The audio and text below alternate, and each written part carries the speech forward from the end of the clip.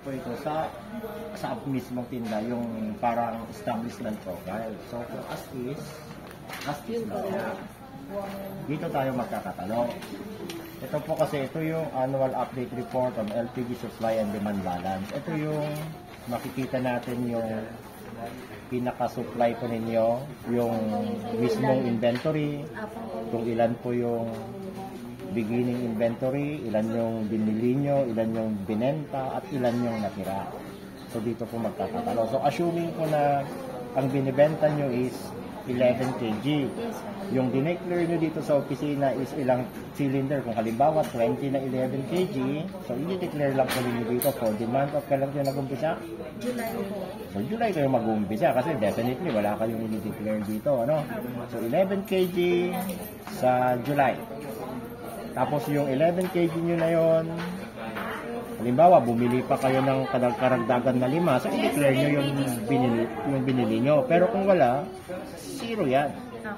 Tapos, assuming na ito, nakapagbenta kayo, yung 20, nakabenta kayo ng 5, i-minus nyo ngayon, i-declare nyo dito yung 5. Tapos, i-minus nyo yung 20 sa 5, yun yung lalabas na ending inventory ninyo.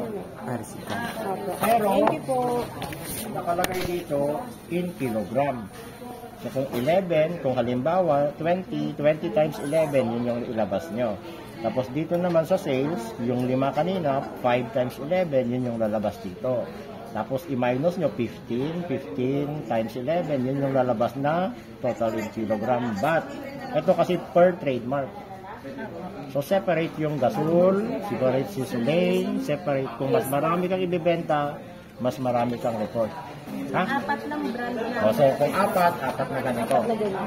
Sir, may tanong lang ako. Yes, sir. Yung itong purchaser, yung itong purchase, biniling tangke or pakargas at landas? Hindi. Kung biniling tangke na dinagdagan mo, na pinakargaan mo. O, kung halimbawa, 50 ka dati, dahil malakas, bumili ka ng 5, i-declare mo yon para magkaroon ng update na yung tangke mo, instead na 50, naging 55 na. Okay, sir. Okay po. Pero be sure ha na kung anong dineclare nyo dito, parehas rin sa dineclare nyo dito. Okay. Bali sa amin po, 11 kg. Tapos, itong part naman na ito, sa inventory naman ito ng silindro. Huwag nyo lang pahirapan sarili nyo dito kasi sa marketer naman may-ari yan. Pero i-declare nyo lang kung halimbawa 50, yung 50 na 11, ilagay nyo lang dito. In circulation ba siya? On hand. In circulation, ito yung nasa labas, yung on hand yung stock nyo. Ngayon, kung meron kayong tangke na gusto i-declare na for repair, i-declare nyo lang po dito. Wala na generic. Wala ng serial number. Okay. Kahit wala ng serial number, Pinahirapan pa. Doon kami nahirapan pa.